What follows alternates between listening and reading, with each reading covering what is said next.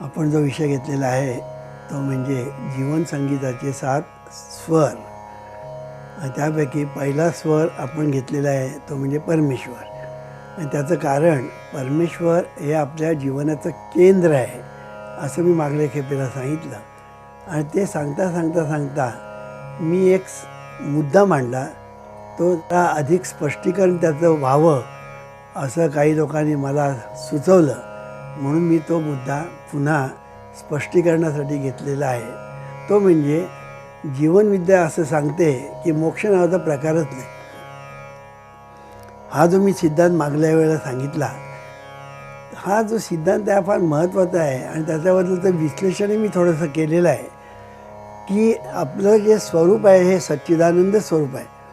आणि आनंद हा नेहमी स्फुरद्रूप असतो. तुम्हाला बघा, कधीही आनंद झाला की तुम्ही गप्प राहता का? नाही, तुम्ही उड्या मारता, टाळे पिटता.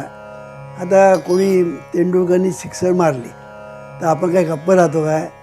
आपण आनंदाने टाळे पिटतो, कळलं की नाही? सेंचुरी मारली तर सगळेजण धावतात त्याचं अभिनंदन करायला. म्हणजे आनंद जो आहे, हा आनंद हा स्फुरद्रूप आहे हे मला सांगायचं आहे. आनंद, आता कोणाला लॉटरी लागली, कळलं की नाही, डर्बी लॉटरी लागली, तो काय स्वस्त बसणार? तो आनंदाने नुसता उडेल, आनंदाने नाचेल, ह्याला पेढे दे, त्याला पेढे दे, आणि काय बघायला नको. म्हणून आनंद ही गोष्ट अशी आहे की ती स्फुरद्रूप आहे आणि ते आपलं स्वरूप आहे. त्याला खरं म्हणजे स्वानंद हे नाव आहे. तर हे जे आपलं जे स्वरूप आहे तो आनंद स्फुरद्रूप असल्यामुळे आणि जाणीवेला त्या आनंदाचा स्वाद घेण्याची सहज प्रवृत्ती असल्यामुळे ती जाणीव शक्तीचा आलंब घेऊन आनंदासाठी स्फुरद्रूप होते. लक्षात घ्या, शक्तीचा आलंब आणि आनंदासाठी जाणीव स्फुरद्रूप होते. आणि स्फुरद्रूप होऊन काय करते? अनंत रूपे अनंत वेशे प्रगट होण्यासाठी ती उपाधी धारण करते. तर उपाधी धारण केल्याशिवाय कुठलीही शक्ती प्रगट होऊ शकत नाही. शक्ती म्हटली की प्रगट होण्यासाठी उपाधी लागते. मग ती कुठलीही शक्ती असू दे, प्रगट होण्यासाठी उपाधी लागते. आणि म्हणून जेव्हा आपल्या ठिकाणी ती उपाधी आपण धारण केल्यानंतर किंवा परमेश्वराने धारण केल्यानंतर ते जे दिव्य तत्व जे आहे म्हणजे जाणीव, त्या जाणीवेला मायेचा स्पर्श झाला. आणि माया म्हणजे काय वगैरे मी मागल्या खेपेला सांगितलं. मायेचा स्पर्श झाला आणि त्याचा परिणाम भ्रम निर्माण झाला. त्या जाणीवेत भ्रम निर्माण झाला म्हणजे ती दिव्य जाणीव गढूळ झाली. भ्रम झाल्यामुळे तो जो शिव म्हणजे ईश्वर, त्याचं रूपांतर जीवात झालं. आता मला सांगायचा मुद्दा असा की हे जे आनंद स्वरूप जे आहे हे प्रत्येक जीवाच्या ठिकाणी आहे. कुठलाही तुम्ही जीव घ्या, तो आनंदासाठी सगळं चाललेलं असतं. त्याला बोलता येवो किंवा न येवो, कळलं की नाही? माणूस असेल आणि त्याला जर बोलता येत नसेल तर तो खुणेने सांगेल, कळलं की नाही? तो खुणेने आपल्याला आनंद झालेला सांगेल.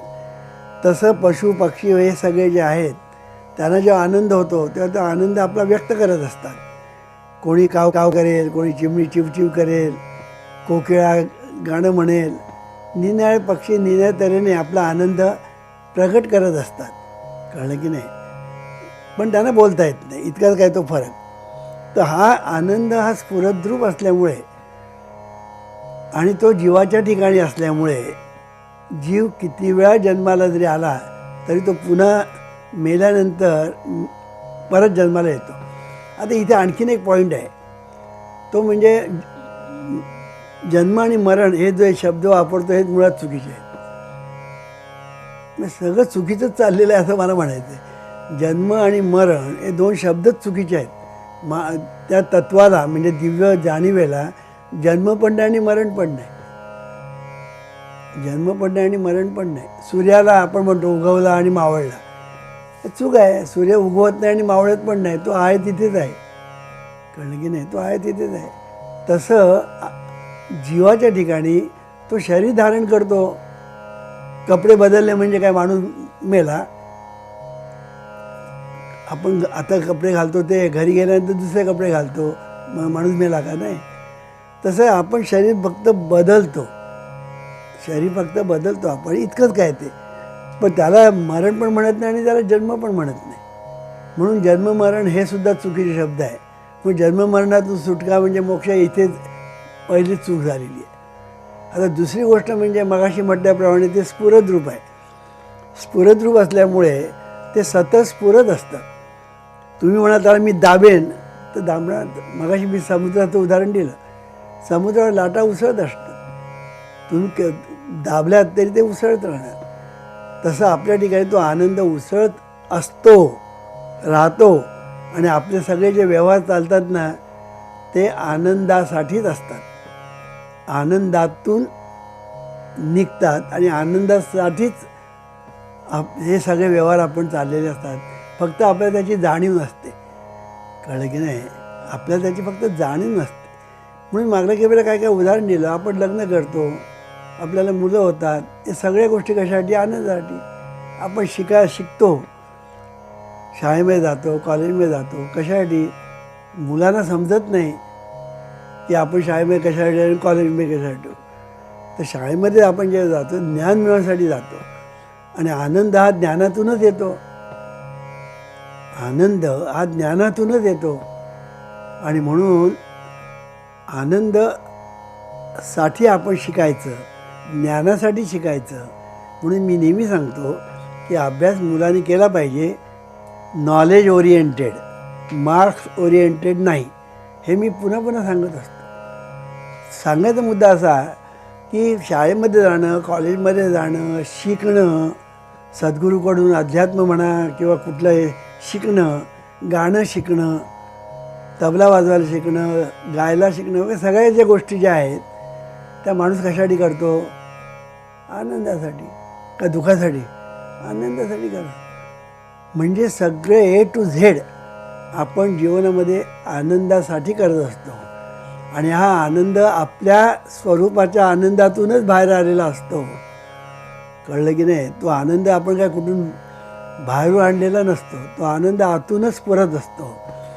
म्हणून मागल्या केव्हा सांगितलं होतं, स्वानंद जेव्हा बाहेर येतो तेव्हा तो आनंद होतो. तो आनंद जेव्हा आपण दुसऱ्यांना देतो तेव्हा त्याचं रूपांतर सुखात होतं. ते सुख आपल्याकडे परत येतं तेव्हा त्याचं रूपांतर समाधानात होतं. आणि समाधान ज्यावेळेला मुरतो त्यावेळेला त्याचं रूपांतर शांतीमध्ये होतं. शांती परते नाही, सुख येर अवघेची दुःख, असं म्हणते. हे मी काय सांगतो आहे की मोक्ष नावाचा प्रकारच नाही, कुठल्याच अंगाने नाही. मगाशी मी सूर्याचं उदाहरण दिलं. सूर्य मावळत पण नाही आणि उगवत पण नाही.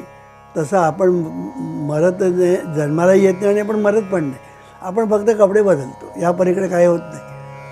सांगायचा मुद्दा असा की हा आनंद स्फुरद्रूप असल्यामुळे आपण सतत जन्माला येत असतो, आनंदासाठी जन्माला येत असतो. म्हणून जीवनविद्येचा एक सिद्धांत आहे, तुम्ही जन्माला का आला? जन्माला तू आलास का? कळलं की नाही? त्याचं उत्तर काय? आनंद वाटता आनंद लुटण्यासाठी माणूस जन्माला येतो. पण हे कोणी सांगत नाही, कोणी सांगत नाही. मोक्षाच्या गोष्टी करतात, पण हे कोणी सांगत नाही की तू आनंद वाटता आनंद लुटण्यासाठी तू जन्माला आलेला आहे. हे कोणी सांगतच नाही. आणि म्हणून जीव हा आनंद स्वरूप असल्यामुळे, सच्चिदानंद स्वरूप असल्यामुळे तोही स्फुरद रूप आहे. कळलं की नाही? म्हणून तोही स्फुरद रूप आहे. म्हणून जोपर्यंत हा आनंद आहे आणि जोपर्यंत तो स्फुरद रूप आहे आणि तो एटर्नल आहे, तो कधी नाही असं होणारच नाही. आणि म्हणून माणूस जन्माला येतच राहणार. कळलं की नाही? जन्माला येत राहणार म्हणण्यापेक्षा तो आपलं शरीर बदलतच राहणार. कळलं की नाही? हा जीवनविद्येचा सिद्धांत आहे. आणखीन एक त्याची दुसरी एक बाजू आहे. आता ही तिसरी बाजू मी सांगतो. पहिली दोन सांगितल्या, आता ही तिसरी बाजू म्हणजे अशी की तुकाराम महाराजांनी एके ठिकाणी म्हटलं आहे, कळलं की नाही. आम्ही वैकुंठवासी आलो याची कारण असे, बोलिले जे ऋषी साच भावे वर्ताया.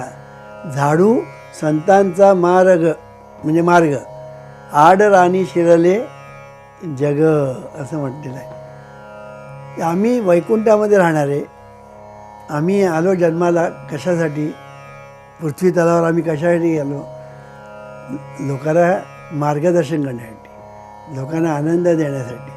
कळलं की नाही. मार्गदर्शन केल्यानंतर त्याला आनंद होतो ना. आणि म्हणून मार्गदर्शन करण्यासाठी ते आडराणी शिरले जग, ते आड रानामध्ये गेलेले आहे. त्यांना राजमार्गावर आणण्यासाठी संत सांगतात आम्ही जन्माला आलो. नामदेव महाराज तेच म्हणतात, नामा म्हणे केशवा अहोजी तुम्ही दातारा, अहोजी तुम्ही दातारा, जन्मोजन्मी द्यावी तुमची हीच चरण सेवा. परब्रह्म निष्काम तो हा गवळिया घरी, वाक्यावाडे अंधकृष्णा नवनीत चोरी. ह्याच्यामध्ये नामदेव महाराज काय सांगतात, जन्मोजन्मी मग तुझी सेवा करण्यासाठी आम्हाला जन्म, एकच जन्म नाही, जन्म अनेक जन्म दे म्हणून म्हणतात. म्हटलं की नाही. तुकारामाने एके ठिकाणी म्हटलेलं आहे, मज दास करी त्यांचा संत दासांच्या दासांचा, मग होत कल्पवरी सुखे जन्मावरी, असं म्हटलेलं आहे की वाटेल तितके तू जन्म दे आम्हाला. कळलं की नाही. वाटेल तेवढे आम्हाला तू जन्म दे, चालेल, पण संतांच्या संगत पण पाहिजे. ते सुद्धा संतांच्या संतान, माझं दास करी त्यांचा संत दासांच्या दासांचा, म्हणजे संतांचा दास त्याचा पुन्हा दास. म्हणजे तुकाराम महाराजांना काय म्हणायचं आहे, थोडक्यात संत संगती पाहिजे. कळलं की नाही. हेची दान देगा देवा तुझा विसर न व्हावा. कळलं की नाही. आणि त्यांनी म्हटलं, न लगे मुक्ती धन संपदा संत संग देई सदा. मुक्ती नको म्हटलं आहे, मुक्ती नको म्हटलं आहे. आम्हाला जन्मच पाहिजे, म्हणजे आम्हाला शरीर धारणच केलं पाहिजे. का, लोकांना आनंद देण्यासाठी, लोकांना सुखी करण्यासाठी, लोकांना ज्ञान देण्यासाठी, लोकांना मार्गदर्शन करण्यासाठी पुन्हा पुन्हा आम्हाला जन्म पाहिजे असं म्हणतात. आता पाहिजे म्हणा, नाही तर नको म्हणा, तुम्ही जन्माला येणार, हा जीवनविद्येचा सिद्धांत. आता त्याची चौथी बाजू सांगतो आणखीन एक, ती म्हणजे अशी की तुम्ही सुखी झालात की तुम्हाला असं वाटत नाही का की इतरांनी सुखी व्हावं. आता आमच्या जीवनविद्या मिशनचीच गोष्ट घ्या. जीवनविद्या मिशनमध्ये आमचे नामधारक घरोघरी जातात आणि आमच्या पुस्तकांचा ज्ञानदान करतात. आमची पुस्तकं लोकांपर्यंत पोचवतात, म्हणजे ते ज्ञानदान करतात. कळलं की नाही. ते ज्ञानदान करत असतात. सद्गुरूंची पुस्तकं लोकांपर्यंत नेऊन ते ज्ञानदान करत असतात. त्यासाठी जीवनविद्या मिशन काय देतं, सद्गुरू काय देतात, सद्गुरू त्यांना काही देत नाही, तरी ते करतात. का, ते सुखी झाले, जीवनविद्येच्या प्रभावाने ते सुखी झाले, जीवनविद्येच्या ज्ञानाने ते सुखी झाले. म्हणून त्यांना मनापासून वाटतं की इथं सगळे लोक सुखी व्हावेत, म्हणून ते धडपडतात, म्हणून ते धडपडतात. सांगायचा मुद्दा असा, मी एक उदाहरण नेहमी देत असतो. देवळामध्ये एक 4 खांब आहे. कळलं की नाही. आणि त्या 4 खांबाला कोणीतरी त्याला बांधून टाकलेलं आहे. 4 माणसाला कोणीतरी बांधून टाकलेलं आहे. कळलं की नाही. कारण देवळामध्ये ते सोनं नाणी वगैरे जे आहेत ते लुटण्यासाठी ते चोर त्या ठिकाणी आलेले असतात. आणि ही 4 मंडळी तिकडे असतात, त्यांना पकडतात, त्यांना खांबाला बांधतात. आता खांबाला बांधल्यानंतर 4-4 खांबाला बांधलेले, आणि ह्यानी ते देवळात काय असेल सोनं नाणी काय असेल ते घेऊन ते पसार झाले. आता हे 4 लोक खांबाला जे आहेत त्यातल्या एकाने भगीरथ प्रयत्न करून स्वतःची सुटका करून घेतली. कल्पना करा, आता हा सुटका ज्याने करून घेतली तो आता निघून जाईल का? मग तो बाकीच्या तिघांना सोडणार नाही का? तो बाकीच्या तिघांना सोडणार नाही का? तो सोडणार. आणि जर तसं केलं तर तो माणूस म्हणता येणार नाही, त्याला माणुसकी म्हणता येणार नाही, आणि असं कोण जाणार पण नाही. तर बाकीच्या तिघांनाही सोडवणार. तसं आहे, कळलं की नाही? तसं इथे आहे. आपण जन्माला येतो आनंद वाटता आनंद लुटण्यासाठी. म्हणून मी नेहमी सांगत असतो की हा माणूस हा निसर्गाचा अविभाज्य भाग आहे, अविभाज्य भाग. म्हणून निसर्ग जे करतो ते माणसाने केलं पाहिजे. निसर्ग आनंद देत असतो, कळलं की आनंद देत असतो. सूर्याकडून प्रकाश मिळतो म्हणजे आनंद, चंद्राकडून शीतळता मिळते म्हणजे आनंद, नद्यांकडून आपल्याला पाणी मिळतं, पाणी रूपाने आनंद. डोंगर तर काय बघायलाच नको, डोंगरावर इतके झाडं झुडपं वगैरे जे असतात, पशु पक्षी त्यांचा वास असतो, हा सगळा तो आनंदाचाच प्रकार. म्हणजे जीवनामध्ये सगळीकडे आनंदी आनंद आहे. आणि ज्याला आपण निसर्ग म्हणतो, हा निसर्ग सतत आनंद देत असतो, आनंद देत असतो. म्हणून माणसाने तेच केलं पाहिजे, माणसाने सतत आनंद देत राहिलं पाहिजे. मग परिणाम, तो आनंद बुमरँग होऊन तुमच्याकडे येईल परत, आणि तुमच्यावर सुखाचा अभिषेक करेल, कळलं की नाही? म्हणून मी नेहमी सांगत असतो, सुख हे मानण्यात नाही, सुख ही मिळविण्याची गोष्ट नाही, सुख हे देण्यात आहे. कारण तुम्ही जे इतरांना सुख द्याल ते बुमरँग होऊन तुमच्यावर सुखाचा अभिषेक करेल. हा जीवनविद्येचा सिद्धांत आहे. हे मी का सांगतो आहे की हे सगळं आनंदासाठी चाललेलं आहे, आनंदासाठी चाललेलं आहे. आणि आनंदातून स्फूर्त आनंद दिला जातो, आणि तोच आनंद परत बुमरँग होऊन आपल्याकडे परत येतो. असं हे सगळं चाललेलं आहे. म्हणून जगामध्ये सगळीकडे आनंदी आनंद आहे, पण लोक त्या आनंदाचा स्वाद घेत नाही. लोक भांडत बसतात, कारण ते विसरले ना. हा सिद्धांतच लोकांना माहीत नाही. आपलं स्वरूप आहे तेही विसरलो आपण, आणि नको त्या गोष्टी आपण करत बसलेलो. आणि त्याचा परिणाम काय झाला? परिणाम जगामध्ये सर्व ठिकाणी दुःख, जिथे पाहाल तिथे दुःख, पाहाल तिथे दुःख. आपण म्हणतो महाभारत, सर्व ठिकाणी महाभारत म्हणजे काय? भांडण तंटे बखेडे. पांडव आणि दुर्योधनामध्ये काय झालं? महाभारत झालं. शेवटपर्यंत भांडत राहिले, शेवटपर्यंत लढाया करत राहिले, युद्ध करत राहिले. शेवटी सगळे कौरव मेले, पांडवांचे सुद्धा मुलं बाळं मेली, फक्त पांडव शिल्लक राहिले. असं त्या महाभारतामध्ये आहे. हे मी का सांगतो आहे की माणूस आपल्या स्वानंदाला विसरला, परिणाम तो स्वानंदाला मुकला, परिणाम स्वानंद मुकला. म्हणून तो स्वानंद तुझ्या ठिकाणी आहे, त्याचा स्वाद कसा घ्यायचा सद्गुरू शिकवतात. की नाही? सद्गुरू शिकवतात की आनंद स्वानंद तुझ्याच ठिकाणी आहे. आणि तो किती आहे? किती आहे? सागर तू आनंद समुद्र विश्व लहरी जाणून घोटी मुला, असं म्हटलेलं आहे एका संताने. तू आनंद समुद्र आहेस, आनंदाचा सागर आहेस. आणि तू समुद्र कधी आटतो का? समुद्र कधी आटत नाही, तसा आनंद कधी आटतच नाही. म्हणून आनंद देत राहा, तो कधी कमी होणार नाही, तो उलट वाढेल. कारण की नाही, तो उलट वाढेल. म्हणून आनंद देण्यासाठी आपण जन्माला आलो, हे लक्षात जर ठेवलं तर जीवनामध्ये सर्व ठिकाणी आनंदी आनंद आहे. संतांना साक्षात्कार होतो म्हणजे काय होतो? हाच होतो. आपल्या ठिकाणी ज्ञान होतं प्रथम, संतांना ज्ञान होतं. मगाशी मी सांगितलं ज्ञानातून आनंद, कळलं की नाही? म्हणजे आनंद असतो ज्ञानात, फक्त त्याची जागृती येते एवढंच. तर हा जो हे जे आनंदाचं स्वानंदाचं जे ज्ञान होतं, स्वरूपाचं जे ज्ञान होतं, त्याच्यामध्ये जीवाला आपलं दिव्यत्व कळतं, जीवाला आपल्या शक्तीची जाणीव येते, आणि जीवाला आपल्या दिव्य आनंदाची ओळख होते. म्हणून ही ओळख महत्त्वाची आहे.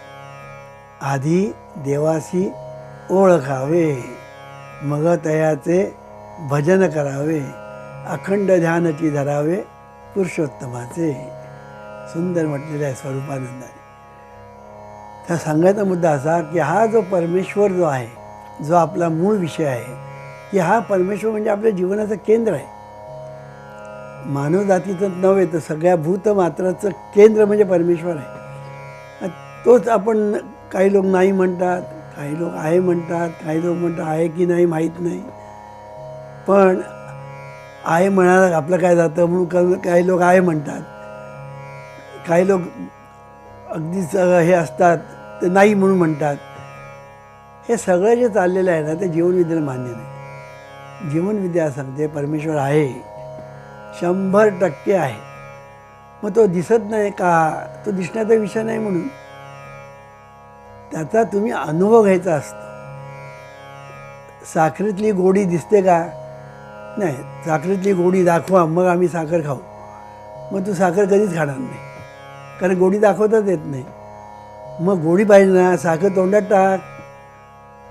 कळलं की नाही?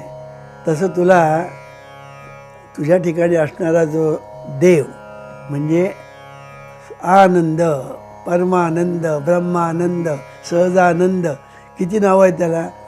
हा आनंद जो आहे तुझ्याच ठिकाणी आहे. त्याचा स्वाद तुला जर घ्यायचा असेल तर त्याच्यासाठी विशिष्ट तऱ्हेचा अभ्यास करावा लागतो, आणि तो अभ्यास केला की स्वानंद मिळतो. आता हा स्वानंद आपल्याला मिळवायचा असेल तर काय केलं पाहिजे? गुरुशिवाय तरणोपाय आहे का? आता गुरु बिरू काय नको म्हणणारे लोक आहेत. कळलं की नाही? पण सद्गुरू वाचवणी सापडेना सोय संत सांगतात, संत कबीर सांगतात. ज्ञानेश्वर महाराजांनी तर काय कमालच केलेली आहे ज्ञानेश्वरीत गुरुचं महत्त्व सांगताना. म्हणून सद्गुरू वाचवणी सापडेना सोय धरावे ते पाय आधी आधी. आपणा सारिके करीती तात्काळ, नाही काळ वेळ तया लागी. लोह परिसाची न साये उपमा, सद्गुरू महिमा अगाध. तुका म्हणे कैसे आंधळे जन, विसरून गेले खऱ्या देवा. खऱ्या देवा म्हणजे सद्गुरू. मग तो देव खोटा नाही, त्या देवाला दाखवतात म्हणून हा सद्गुरू खरा देव म्हटलेला आहे. म्हणून सद्गुरूंना शरण जायचं की न जायचं तू ठरव, कारण तूच आहेस तुझ्या जीवनाचा शिल्पकार. ईश्वरा सर्वांना चांगली बुद्धी दे, आरोग्य दे, सर्वांना सुखात आनंदात ऐश्वर्यात ठेव. सर्वांचं भलं कर, कल्याण कर, रक्षण कर, आणि तुझे गोड नाम मुखात अखंड राहू दे. ईश्वरा सर्वांना चांगली बुद्धी दे,